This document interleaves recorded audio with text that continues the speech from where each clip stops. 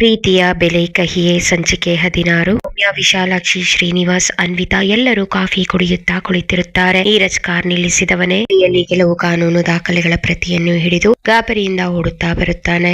ಅಜ್ಜಿ, ತಾತ, ಅಮ್ಮ, ದೊಡ್ಡ ಅನಾಹುತ ಹಾಗೆ ಹೋಗಿದೆ. ಅಮ್ಮ ರಾಗಿಣಿ ತನ್ನ ಕುತಂತ್ರದಿಂದ ಅಪ್ಪನನ್ನು ಮರಳು ಮಾಡಿ ಎನ್ನೆಲ್ಲ ತನ್ನ ಹೆಸರಿಗೆ ಬರೆಸಿಕೊಂಡಿದ್ದಾಳೆ. ಸೌಮ್ಯ ಗಾಬರಿಯಿಂದ, ಏನಾಯ್ತು ನೀರಜ್, ಯಾಕೆ ಇಷ್ಟು ಆತಂಕ ಪಡ್ತಿದೀಯಾ? ಅಪ್ಪನಿಗೆ ಏನಾದರೂ ತೊಂದರೆಯೇ? ನೀನು ಹೇಳಿದ್ದು ಅರ್ಥ ಆಗಲಿಲ್ಲ. ನೀರಜ್, ಅಪ್ಪನಿಗೆ ಏನೂ ಆಗಿಲ್ಲ ಅಮ್ಮ, ಆದರೆ ಅಪ್ಪ ತನ್ನ ಬುದ್ಧಿಯನ್ನೇ ಕಳೆದುಕೊಂಡಿದ್ದಾರೆ. ರಾಗಿಣಿ ಅಪ್ಪನಿಂದ ಮನೆ ಮತ್ತು ನಮ್ಮ ಎಲ್ಲ ಆಸ್ತಿಯನ್ನು ಹೆಸರಿಗೆ ಬರೆಸಿಕೊಂಡಿದ್ದಾಳೆ. ಇವತ್ತು ಅಪ್ಪ ತನ್ನ ಸ್ವಂತ ಮನೆಯಲ್ಲೇ ಬಾಡಿಗೆದಾರನ ತರ ಆಗಿ ಬಿಟ್ಟಿದ್ದಾರೆ. ಸೌಮ್ಯ ಸ್ತಬ್ಧಳಾಗಿ ಕುಳಿತು ಬಿಡುತ್ತಾಳೆ. ಏನು ಹೇಳ್ತಿದೀಯಾ ನೀರಜ್? ನಿಮ್ಮ ಅಪ್ಪ ಇಷ್ಟೊಂದು ದಡ್ಡರಾಗಲು ಹೇಗೆ ಸಾಧ್ಯ? ಆ ರಾಗಿಣಿ ಅಪ್ಪನಿಗೆ ಭಾವನಾತ್ಮಕವಾಗಿ ಬ್ಲಾಕ್ ಮೇಲ್ ಮಾಡಿದ್ದಾಳೆ. ಅಪ್ಪ ಅವಳನ್ನು ನಂಬಿ ಎಲ್ಲಾ ಕಾಗದಗಳಿಗೂ ಹಾಕಿದ್ದಾರೆ. ಈಗ ಆಸ್ತಿ ಪೂರ್ತಿ ಅವಳ ಕೈಯಲ್ಲಿದೆ. ಅಮ್ಮ, ಈಗ ನಾವೇನು ಮಾಡೋದು? ಅಪ್ಪನಿಗೆ ಅರಿವಾಗುವ ಹೊತ್ತಿಗೆ ಅವರು ಬೀದಿಗೆ ಬಂದಿರುತ್ತಾರೆ. ಸೌಮ್ಯ ದೃಢವಾಗಿ, ನೋಡು ನೀರಜ್, ಅಂದು ನನ್ನನ್ನು ಹೊರ ಹಾಕಿದಾಗ ನನಗೆ ಆಸ್ತಿ ಹೋದದ್ದಕ್ಕಿಂತ ಹೆಚ್ಚಾಗಿ ನಿಮ್ಮ ಅಪ್ಪನ ಮೇಲಿದ್ದ ನಂಬಿಕೆ ಹೊಡೆದು ಹೋದದ್ದಕ್ಕೆ ನೋವಾಗಿತ್ತು. ಇಂದು ಅವರು ಮತ್ತೆ ಅದೇ ತಪ್ಪು ಮಾಡಿದ್ದಾರೆ. ಆದರೆ ಇದು ಕೇವಲ ಆಸ್ತಿಯ ವಿಷಯವಲ್ಲ, ನಿಮ್ಮ ಅಪ್ಪನ ಬದುಕಿನ ಪ್ರಶ್ನೆ. ಈ ಆಸ್ತಿ ಸಿಕ್ಕ ತಕ್ಷಣ ನಿಮ್ಮ ಅಪ್ಪನನ್ನು ನಡುಬೀದಿಯಲ್ಲಿ ನಿಲ್ಲಿಸೋಕೆ ಮುಂದೆ ನೋಡಲ್ಲ. ನೀರಜ್, ಹೌದು ಅಮ್ಮ, ನನಗೂ ಅದೇ ಭಯ ಕಾಡ್ತಿದೆ. ಅಪ್ಪನ ಅಹಂಕಾರ ಇಂದು ಅವರನ್ನು ಯಾವ ಸ್ಥಿತಿಗೆ ತಂದು ನಿಲ್ಲಿಸಿದೆ ಗೊತ್ತಿಲ್ಲ. ಸೌಮ್ಯ, ನೀರಜ್, ನಾವು ಈ ವಿಷಯದಲ್ಲಿ ಈಗಲೇ ಹಸ್ತಕ್ಷೇಪ ಮಾಡುವುದು ಬೇಡ. ಯಾರು ಆಸ್ತಿಗಾಗಿ ಪ್ರೀತಿಯ ನಾಟಕ ಇದ್ದಾರೋ ಅವರೇ ನಿಮ್ಮ ಅಪ್ಪನಿಗೆ ಪಾಠ ಕಲಿಸಬೇಕು. ರಾಜೇಶ್ ಅವರಿಗೆ ಸತ್ಯದ ದರ್ಶನವಾಗುವ ಕಾಲ ಹತ್ತಿರ ಬಂದಿದೆ. ರಾಗಿಣಿ ತನ್ನ ಅಸಲಿ ಬಣ್ಣ ತೋರಿಸುವವರೆಗೂ ನಾವು ಕಾಯಬೇಕು. ಆದರೆ ಒಂದು ನೆನಪಿರಲಿ, ಅಪ್ಪ ಎಷ್ಟೇ ತಪ್ಪು ಮಾಡಿರಲಿ, ಅವರು ಬೀದಿಗೆ ಬಂದಾಗ ಸರಿಯಾಗೋಕೆ ನಾನು ತಯಾರಿದ್ದೇನೆ. ನನ್ನ ಕಷ್ಟದ ದಿನಗಳಲ್ಲಿ ಸಣ್ಣ ಪೀಚಿ ನನಗೆ ಆಸರೆ ಕೊಟ್ಟಿತ್ತು. ಇದು ನನ್ನ ಈ ಕಾಯಕ ನನಗೆ ನೆಮ್ಮದಿ ಕೊಟ್ಟಿದೆ. ನಿನ್ನ ಅಪ್ಪ ಮನೆಯಿಂದ ಹೊರಗೆ ಬಂದರೆ ಅವರಿಗೆ ಯಾವ ಆಶ್ರಯ ಇಲ್ಲ. ನೀರಜ್ ಸೌಮ್ಯಾಳ ಕೈ ಹಿಡಿದು, ಅಮ್ಮ, ನಿಮಗೆ ಅಪ್ಪ ಅಷ್ಟೆಲ್ಲ ಅನ್ಯಾಯ ಮಾಡಿದ್ರು, ನಾನು, ಅಜ್ಜಿ, ತಾತ ನಿನ್ನ ಮನಸ್ಸು ನೋಯಿಸಿದ್ರು, ಎಲ್ಲರನ್ನೂ ಕ್ಷಮಿಸಿದ ಕ್ಷಮೆಯ ಧರಿತ್ರಿ ಅಮ್ಮ ನೀನು. ನಿಮ್ಮ ಗುಣದ ಮುಂದೆ ನಾವೆಲ್ಲರೂ ತುಂಬಾ ಚಿಕ್ಕವರಾಗಿ ಕಾಣಿಸ್ತಿದ್ದೀವಿ. ಆಸ್ತಿ ಕಳೆದುಕೊಂಡರೂ ಪರವಾಗಿಲ್ಲ, ಅವರಿಗೆ ನಿಮ್ಮ ಬೆಲೆ ಅರ್ಥವಾದರೆ ಸಾಕು. ಆಸ್ತಿ ಪತ್ರಗಳಿಗೆ ಸಹಿ ಬಿದ್ದು ಕೆಲವು ತಿಂಗಳುಗಳು ಕಳೆದಿವೆ. ಸರ್ಪ್ರೈಸ್ ಆಗಿ ರಾಗಿಣಿಗೆ ಇಷ್ಟವಾದ ಐಸ್ ಕ್ರೀಮ್ ಹಾಗೂ ಸ್ವೀಟ್ ತರಲು ಹೋಗಿರುತ್ತಾನೆ. ರಾಗಿಣಿ ತನ್ನ ರಹಸ್ಯ ಪ್ರೇಮಿ ಚರಣ್ ನನ್ನು ಮನೆಗೆ ಕರೆಸಿಕೊಂಡಿರುತ್ತಾಳೆ. ಇಬ್ಬರು ರಾಜೇಶ್ ನ ಬೆಡ್ರೂಮ್ ನಲ್ಲೇ ಕುಳಿತು ಸಂಚು ಬಿಸುತ್ತಿರುತ್ತಾರೆ. ರಾಜೇಶ್ ಅಚಾನಕ್ ಆಗಿ ಬೇಗನೆ ಮನೆಗೆ ಹಿಂದಿರುಗುತ್ತಾನೆ. ರಾಜೇಶ್ ಮನಸ್ಸಿನಲ್ಲಿ, ರಾಗಿಣಿಗೆ ಸರ್ಪ್ರೈಸ್ ಕೊಡೋಣ ಅಂತ ಬೇಗ ಬಂದೆ, ಮನೆ ಬಾಗಿಲು ತೆರೆದಿದೆಯಲ್ಲ, ಯಾರೋ ಮಾತಾಡ್ತಿರೋ ಶಬ್ದ ಬರ್ತಿದೆ. ರಾಜೇಶ್ ಮೆಲ್ಲನೆ ಬೆಡ್ರೂಮ್ ಹತ್ತಿರ ಹೋಗಿ ಬಾಗಿಲ ಸಂದಿನಿಂದ ನೋಡುತ್ತಾನೆ. ಈ ರಾಗಿಣಿ ವಿಕ್ರಮ್ನ ತೋಳಲ್ಲಿ ನಗುತ್ತಾ ಕುಳಿತಿರುವುದನ್ನು ಕಂಡ ರಾಜೇಶ್ ದಿಗ್ಭ್ರಮೆಗೊಳ್ಳುತ್ತಾನೆ. ಚರಣ್, ರಾಗಿಣಿ, ಕೊನೆಗೂ ನಿನಗೆ ಈ ಆಸ್ತಿ ಸಿಕ್ಕಿ ಬಿಡ್ತು ಅಲ್ವಾ? ದಡ್ಡ ರಾಜೇಶ್ ನನ್ನು ಚೆನ್ನಾಗಿಯೇ ಬಕ್ರ ಮಾಡಿದೆ. ದೊಡ್ಡ ಆಸ್ತಿ ನಮಗೆ ಸುಲಭವಾಗಿ ಸಿಗುತ್ತೆ ಅಂತ ಅನ್ಕೊಂಡಿರ್ಲಿಲ್ಲ. ರಾಗಿಣಿ ವ್ಯಂಗ್ಯವಾಗಿ ನಗುತ್ತಾ, ಚರಣ್, ಆ ರಾಜೇಶ್ಗೆ ನಾನಂದ್ರೆ ಪ್ರಾಣ ಅಂತ ಗೊತ್ತು, ಅದನ್ನೇ ನಾನು ಬಂಡವಾಳ ಮಾಡಿಕೊಂಡೆ. ಆ ಮುದಿ ಜೀವಗಳನ್ನು ಮನೆಯಿಂದ ಹೊರ ಹಾಕಿ ನನಗೋಸ್ಕರ ಎಷ್ಟು ಕಣ್ಣೀರು ಹಾಕಿದ ಗೊತ್ತಾ? ಆ ನಂಬಿಕೆ ದ್ರೋಹದ ಆಟ ಆಡೋದು ನನಗೆ ತುಂಬಾ ಸುಲಭವಾಯ್ತು. ಈಗ ಆಸ್ತಿ ಪೇಪರ್ಸ್ ನನ್ನ ಹತ್ರ ಇವೆ. ಇನ್ನೇನು ಕೆಲವೇ ದಿನಗಳಲ್ಲಿ ಅವನನ್ನು ಮನೆಯಿಂದ ಹೊರ ಹಾಕಿ ನಾವಿಬ್ಬರು ಮದ್ವೆ ಮಾಡಿಕೊಳ್ಳೋಣ, ಲೈಫ್ ಎಂಜಾಯ್ ಮಾಡೋಣ. ಚರಣ್, ನಿಜವಾಗಿಯೂ ನಿನಗೆ ಅವನ ಮೇಲೆ ಪ್ರೀತಿಯೇ ಇರಲಿಲ್ವೇ? ಅಹಂಕಾರದಿಂದ ಛೇ, ಅವನ ಮೇಲೆ ಪ್ರೀತಿನ? ಅವನ ಹತ್ರ ಇದ್ದ ಹಣದ ಮೇಲೆ ಮಾತ್ರ ನನ್ನಕ್ಕೆ ಕಣ್ಣಿತ್ತು. ಮದ್ವೆಯಾಗಿ ವಯಸ್ಸಿಗೆ ಬಂದ ಮಗ ಇರೋನ ಲವ್ ಮಾಡೋಕೆ ನನ್ಗೇನು ಹುಚ್ಚ? ಅವನ ಆಸ್ತಿ ನೋಡಿ ಪ್ರೀತಿಯನ್ನು ನಾಟಕ ಮಾಡ್ತಾ ಜಸ್ಟ್ ಟ್ರೈ ಮಾಡಿದೆ, ಕುರಿ ತರ ಬಿದ್ದ ಅಷ್ಟೇ. ಅವನ ಪ್ರೀತಿ ಅರಮನೆ ಯಾವತ್ತೋ ಕುಸಿದು ಹೋಗಿ ಸಮಾಧಿಯಾಗಿದೆ. ಅದರ ಮೇಲೆ ನಾವಿಬ್ಬರು ಮತ್ತೆ ನಮ್ಮ ಪ್ರೀತಿ ಅರಮನೆ ಕಟ್ಟಿ ಸುಖವಾಗಿರಬಹುದು. ರಾಜೇಶ್ ಈಗ ನನಗೆ ಕೇವಲ ಒಬ್ಬ ಕೆಲಸದವನ ಸಮ. ಅವನ ಜೊತೆ ಇದ್ದು ಅವನ ಟೆಕ್ನಿಕ್ಸ್ ಎಲ್ಲ ಕಲಿತುಕೊಂಡಿದ್ದೇನೆ. ಈಗ ಆ ಕೆಲಸದವನ ಅವಶ್ಯಕತೆ ಕೂಡ ಇಲ್ಲ. ರಾಜೇಶ್ ಇದನ್ನೆಲ್ಲ ಕೇಳಿ ಕಂಗಾಲಾಗುತ್ತಾನೆ. ಅವನ ಕಣ್ಣ ಮುಂದೆ ತನ್ನ ಹೆತ್ತವರ ಕಣ್ಣೀರು, ನೀರಜ್, ಅನ್ವಿತಾ, ಸೌಮ್ಯ ಮತ್ತು ಶೋಭಾ ಹೇಳಿದ ಎಚ್ಚರಿಕೆಯ ಮಾತುಗಳು ಹಾದು ಹೋಗುತ್ತವೆ. ಕೋಪ ಮತ್ತು ಪಶ್ಚಾತ್ತಾಪದಿಂದ ಅವನ ಮೈ ನಡುಗುತ್ತದೆ. ರಾಜೇಶ್ ಸಿಟ್ಟಿನಿಂದ ಬಾಗಿಲು ಒದ್ದು ಒಳಗೆ ಬರುತ್ತಾ, ರಾಗಿಣಿ, ಇದೆಲ್ಲ ನಿಜಾನ? ರಾಗಿಣಿ ಮತ್ತು ಚರಣ್ ಆಘಾತದಿಂದ ನಿಲ್ಲುತ್ತಾರೆ. ರಾಗಿಣಿಯ ಮುಖದಲ್ಲಿ ಬೆವರಿಳಿಯುತ್ತದೆ. ಆದರೆ ಅವಳು ತಕ್ಷಣವೇ ನಾಟಕವಾಡಲು ಶುರು ಮಾಡುತ್ತಾಳೆ. ರಾಜೇಶ್, ಇದು ನೀವಂದುಕೊಂಡಂತಲ್ಲ, ಇವನು ನನ್ನ ಹಳೆಯ ಫ್ರೆಂಡ್ ಅಷ್ಟೇ. ರಾಜೇಶ್ ಆಕ್ರೋಶದಿಂದ, ಸಾಕು ಮಾಡು ನಿನ್ನ ಸುಳ್ಳಿನ ಕಂತೆ. ನಿಜ ರೂಪ ಈಗ ಬಯಲಾಗಿದೆ. ಪ್ರೀತಿಯ ಮುಖವಾಡ ಧರಿಸಿ ನನ್ನ ಜೀವನದ ಜೊತೆ ಆಟವಾಡ್ತಿದ್ಯಾ. ಪ್ರೀತಿಯ ಅರಮನೆ ಕೇವಲ ಕುಸಿಯಲಿಲ್ಲ ರಾಗಿಣಿ, ನೀನು ಅದನ್ನು ಮಣ್ಣು ಮಾಡಿದ್ದೀಯ. ಯಾರೋ ಪರಾಯಿ ವ್ಯಕ್ತಿಗೋಸ್ಕರ ಹೆತ್ತವರನ್ನು ದೂರ ಮಾಡಿದ ನನಗೆ ಇದು ಸರಿಯಾದ ಶಿಕ್ಷೆ. ರಾಜೇಶ್ನ ನಂಬಿಕೆಯ ಅರಮನೆ ನುಚ್ಚು ನೂರಾದ ಆ ಕ್ಷಣ ಅವನ ಜೀವ ಹೋದಂತೆ ಭಾಸವಾಯಿತು. ರಾಜೇಶ್ ತನ್ನ ಕೈಯಲ್ಲಿದ್ದ ವಸ್ತುಗಳನ್ನು ಕೆಳಗೆ ಹಾಕಿ ಕಂಪಿಸುವ ಧ್ವನಿಯಲ್ಲಿ ಮಾತನಾಡುತ್ತಾನೆ. ರಾಜೇಶ್, ರಾಗಿಣಿ, ನೀನು ಇಷ್ಟು ಕೆಳಮಟ್ಟಕ್ಕೆ ಇಳಿತೀಯಾ ಅಂತ ನಾನು ನಲ್ಲಿಯೂ ಅಂದುಕೊಂಡಿರಲಿಲ್ಲ. ನಾನು ಪ್ರೀತಿಸಿದ್ದು ನಿನ್ನನ್ನೋ ಅಥವಾ ನಿನ್ನ ಈ ಮುಖವಾಡವನ್ನು. ರಾಗಿಣಿ ನಾಟಕ ಬಿಟ್ಟು ಕ್ರೂರವಾಗಿ ನಗುತ್ತಾ, ಎಲ್ಲ ಗೊತ್ತಾದ ಮೇಲೆ ನನ್ಗೆ ನಾಟಕ ಮಾಡೋ ಅವಶ್ಯಕತೆ ಇಲ್ಲ. ನಾನು ನಾನಾಗೆ ಇರಬಹುದು. ನೋಡು ರಾಜೇಶ್, ಈಗ ನೀನು ಕೂಗಾಡಿದರೆ ಏನು ಪ್ರಯೋಜನವಿಲ್ಲ. ಆಸ್ತಿ ಪತ್ರಗಳ ಮೇಲೆ ನಿನ್ನ ಸಹಿ ಬಿದ್ದಿದೆ. ಈಗ ನಾನು ಈ ಮನೆಯ ಯಜಮಾನಿ. ನಿನ್ನ ಪ್ರೇಮಿ ಚರಣ್ ಮತ್ತು ನಾನು ಇಲ್ಲಿ ಸುಖವಾಗಿರುತ್ತೇವೆ. ನಿನಗೆ ಇಲ್ಲಿ ಜಾಗವಿಲ್ಲ. ಚರಣ್ ವ್ಯಂಗ್ಯವಾಗಿ, ಏನು ರಾಜೇಶ್, ನಿನ್ನ ಇತ್ತವರನ್ನೇ ಬೀದಿಗೆ ತಳ್ಳಿ ಬಂದವನಿಗೆ ಇದು ಬೇಕಿತ್ತು. ನಿನಗೆ ನಿನ್ನ ರಕ್ತ ಸಂಬಂಧದವರ ಮೇಲೆ ನಿನಗೆ ನಂಬಿಕೆ ಇರಲಿಲ್ಲ. ಈ ರಾಗಿಣಿಯ ಮಾತುಗಳ ಮೇಲೆ ಇತ್ತು. ಈಗ ಅನುಭವಿಸು ಎಂದು ಹೇಳಿ ಅಲ್ಲಿಂದ ಹೊರಡುತ್ತಾನೆ. ರಾಜೇಶ್ ಕಣ್ಣೀರು ಸುರಿಸುತ್ತಾ, ಅಮ್ಮ, ಅಪ್ಪ, ನಾನು ಎಂತಹ ದೊಡ್ಡ ತಪ್ಪು ಮಾಡಿದೆ. ನನ್ನ ಕಣ್ಣುಗಳನ್ನು ಈ ಪ್ರೀತಿಯ ಅಮಲು ಕುರುಡು ಮಾಡಿತ್ತು. ಯಾರೋ ಒಬ್ಬಳು ಪರಾಯಿ ಹೆಣ್ಣಿಗೋಸ್ಕರ ನನ್ನ ಪ್ರಾಣಕ್ಕಿಂತ ಹೆಚ್ಚಾದವರನ್ನು ಹೊರ ಹಾಕಿದೆನಲ್ಲ. ನನಗಿಂತ ಪಾಪಿ ಈ ಪ್ರಪಂಚದಲ್ಲಿ ಯಾರೂ ಇಲ್ಲ. ರಾಗಿಣಿ, ಈಗ ಪಶ್ಚಾತ್ತಾಪ ಪಟ್ಟು ಏನು ಮಾಡ್ತೀಯಾ? ಇದು ರಾಗಿಣಿಯ ಸಾಮ್ರಾಜ್ಯ. ರಾಜೇಶ್ ದೃಢವಾಗಿ ಕಣ್ಣೀರು ಒರೆಸಿಕೊಳ್ಳುತ್ತಾ, ರಾಗಿಣಿ, ನೀನು ಗೆದ್ದೆ ಅಂತ ಅನ್ಕೊಳ್ಬೇಡ. ಈ ಆಸ್ತಿ ಮಣ್ಣು ಇದ್ದಂತೆ. ಆದರೆ ನನಗೆ ಇವತ್ತು ಸತ್ಯದ ದರ್ಶನವಾಗಿದೆ. ಬಿಟ್ಟುಕೋ, ಮೋಸದಿಂದ ಗಳಿಸಿದ್ದು ಯಾವತ್ತೂ ಉಳಿಯಲ್ಲ. ರಾಜೇಶ್ ಸೋಫಾದ ಮೇಲೆ ಕುಳಿತು ಏನನ್ನೋ ಯೋಚಿಸುತ್ತಿದ್ದಾನೆ. ಕೈಯಲ್ಲಿ 2 ಸೂಟ್ಕೇಸ್ ಗಳನ್ನು ಹಿಡಿದು ಅಲ್ಲಿಗೆ ಬರುತ್ತಾಳೆ ಮತ್ತು ರಾಜೇಶ್ನ ವಸ್ತುಗಳನ್ನು ಅಸಡ್ಡೆಯಿಂದ ಹೊರಗೆ ಎಸೆಯುತ್ತಾಳೆ. ರಾಜೇಶ್ ಆಘಾತದಿಂದ, ರಾಗಿಣಿ, ಏನಿದು? ನನ್ನ ಬಟ್ಟೆಗಳನ್ನೆಲ್ಲ ಯಾಕೆ ಹೀಗೆ ಹೊರಗೆ ಎಸೆಯುತ್ತಿದ್ದೀಯಾ?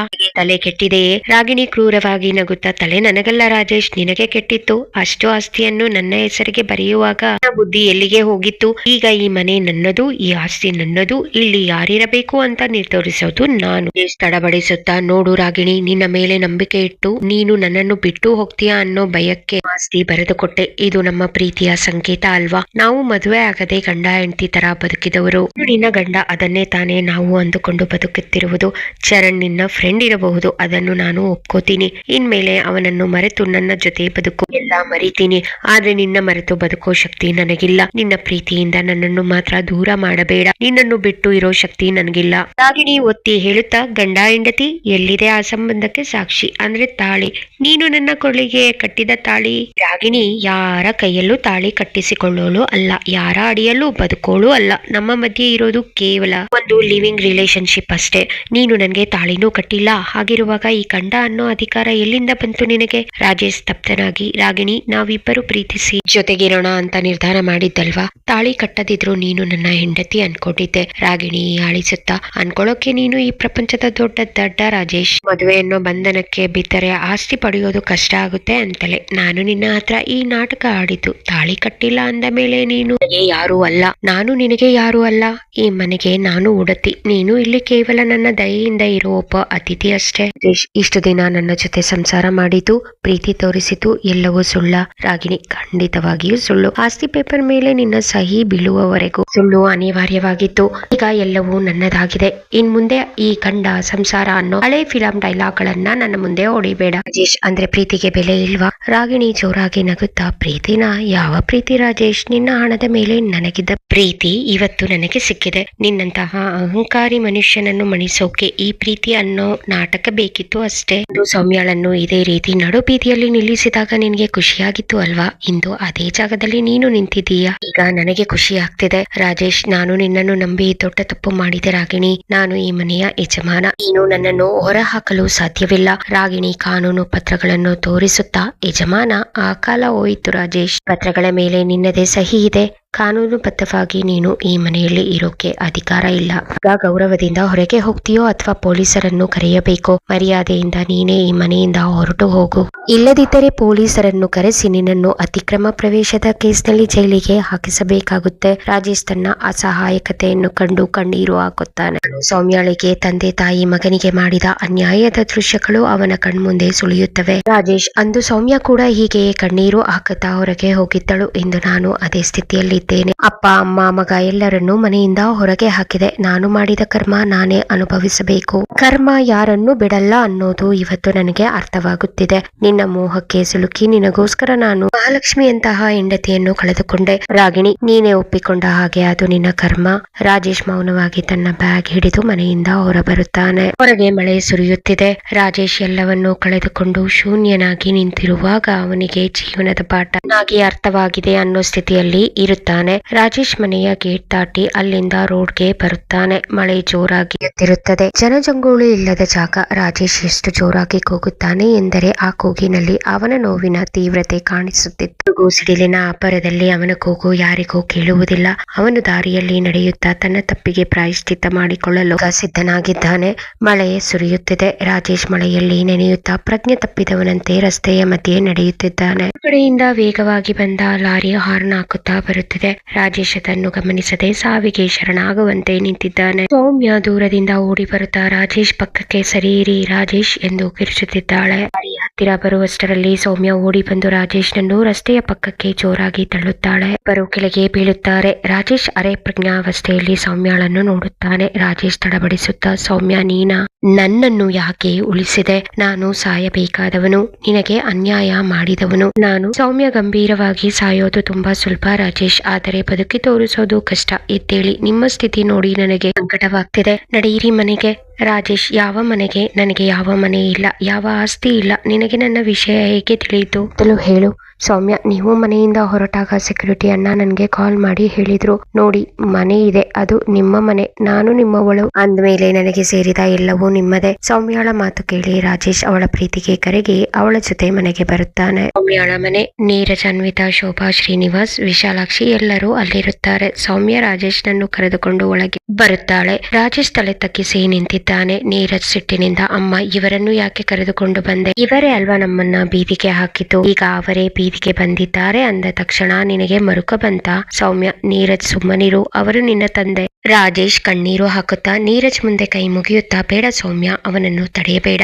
ನೀರಜ್ ಹೇಳುತ್ತಿರೋದು ಸರಿ ಇದೆ. ನಾನು ನಿಮ್ಮ ಜೊತೆ ಇರೋ ಅರ್ಹತೆ ಕಳೆದುಕೊಂಡಿದ್ದೇನೆ. ರಾಗಿಣಿಯ ಮಾತು ಕೇಳಿ ಮಹಾಲಕ್ಷ್ಮಿಯಂತಹ ಹೆಂಡತಿಯನ್ನ, ಅಪ್ಪ ಅಮ್ಮ ತಂಗಿ ಬಂಗಾರದಂತಹ ಸೊಸೆ ಮಗನನ್ನ ಕಳೆದುಕೊಂಡೆ. ಇವತ್ತು ಆ ರಾಗಿಣಿ ನನ್ನನ್ನು ನಡುಬೀದಿಗೆ ತಳ್ಳಿದ್ದಾಳೆ. ನನ್ನ ಹತ್ತಿರ ಈಗ 1 ರೂಪಾಯಿಯೂ ಇಲ್ಲ, ಇರೋಕೆ ಮನೆಯೂ ಇಲ್ಲ. ಅನ್ವಿತಾ, ಮನುಷ್ಯನಿಗೆ ಹಣದ ಅಹಂಕಾರ ಬಂದಾಗ ಇನ್ನೂ ಕಾಣಿಸಲ್ಲ ಅಂತಾರೆ, ಅದು ನಿಮಗೂ ಆಯ್ತು ಮಾವ. ಸೌಮ್ಯ ಅತ್ತೆ ತನ್ನ ಕಷ್ಟದಲ್ಲಿ ಅಡುಗೆ ಮಾಡಿಯಾದರೂ ಇಂದು ಒಂದು ಹೆಸರು ಮಾಡಿದ್ದಾರೆ. ಆದರೆ ನೀವು ಆಸ್ತಿ ನಂಬಿ ಅನಾಥರಾದ್ರಿ. ರಾಜೇಶ್ ಸೌಮ್ಯಳ ಕಾಲಿಗೆ ಬೀಳಲು ಹೋಗುತ್ತಾನೆ. ಸೌಮ್ಯ, ನನ್ನನ್ನು ಕ್ಷಮಿಸಿಬಿಡು. ಅಂದು ನಾನು ನಿನಗೆ ಅಡಿಗೆಯವಳು, ಕೆಲಸದವಳು ಅಂತ ಅವಮಾನ ಮಾಡಿದೆ. ಆದರೆ ಇಂದು ಅದೇ ಅಡಿಗೆಯೇ ನಿನ್ನನ್ನು ಗೌರವದಿಂದ ಬದುಕಿಸುತ್ತಿದೆ. ನಾನು ಕೋಟಿ ಕೋಟಿ ಹಣ ಇದ್ದರೂ ಇಂದು ಭಿಕ್ಷುಕನಾಗಿದ್ದೇನೆ. ನನಗೆ ಈ ಮನೆಯಲ್ಲಿ ಒಂದು ಮೂಲೆಯಲ್ಲಿ ಜಾಗ ಕೊಡು. ನಾನು ನಿಮ್ಮ ಮನೆಯಲ್ಲಿ ಕೆಲಸದವನಾಗಿ ಆದರೂ ಇರುತ್ತೇನೆ. ಸೌಮ್ಯ ರಾಜೇಶ್ ನನ್ನು ಎಬ್ಬಿಸಿ ದೃಢವಾಗಿ, ರಾಜೇಶ್, ನೀವು ಕೆಲಸದವನಾಗಿ ಇಲ್ಲಿ ಇರೋದು ಬೇಡ. ನಮಗೆ ಇಷ್ಟವಿಲ್ಲದೆ ಸೌಮ್ಯಳ ಗಂಡನಾಗಿ ಇಲ್ಲಿ ಇರಬೇಕಾಗಿಲ್ಲ.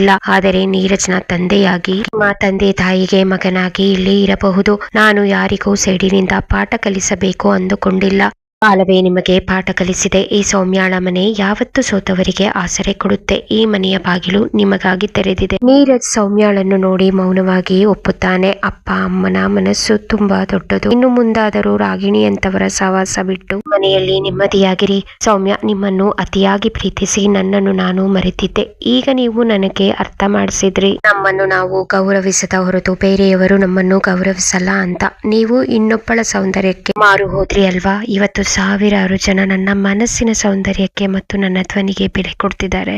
ತಲೆ ತಗ್ಗಿಸಿ, ಸೌಮ್ಯ, ನನ್ನನ್ನು ಕ್ಷಮಿಸಿ ಬಿಡು. ನಾನು ಮಾಡಿದ ತಪ್ಪು ನನಗೆ ಅರ್ಥವಾಗಿದೆ.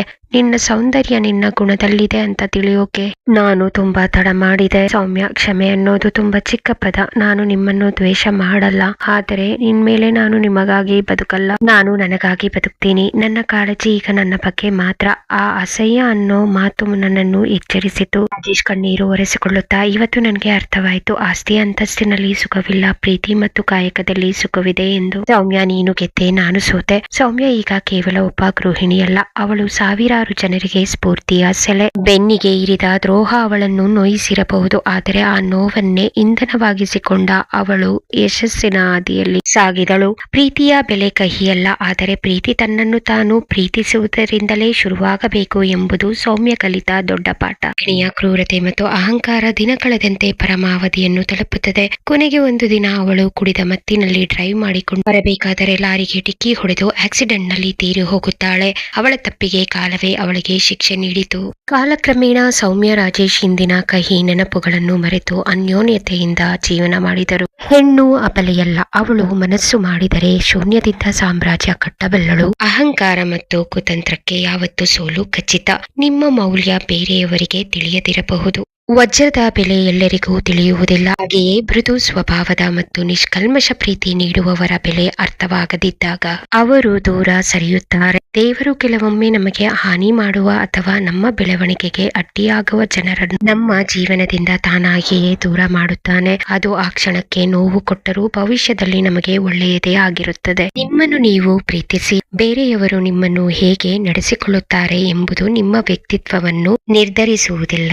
ನೀವು ಯಾವ ತಪ್ಪು ಮಾಡಿಲ್ಲ ಎಂಬ ಸತ್ಯ ನಿಮ್ಮ ಮನಸ್ಸಿಗೆ ತಿಳಿದಿದ್ದರೆ ಅಷ್ಟೇ ಸಾಕು. ಅದನ್ನು ಬೇರೆಯವರ ಮುಂದೆ ಸಾಬೀತುಪಡಿಸುವ ಅವಶ್ಯಕತೆ ಇಲ್ಲ. ಈಗ ಹೇಳಿ, ಪ್ರೀತಿಯ ಬೆಲೆ ಕಹಿಯೇ? ಮತ್ತೊಂದು ಕಥೆಯೊಂದಿಗೆ ಭೇಟಿಯಾಗೋಣ.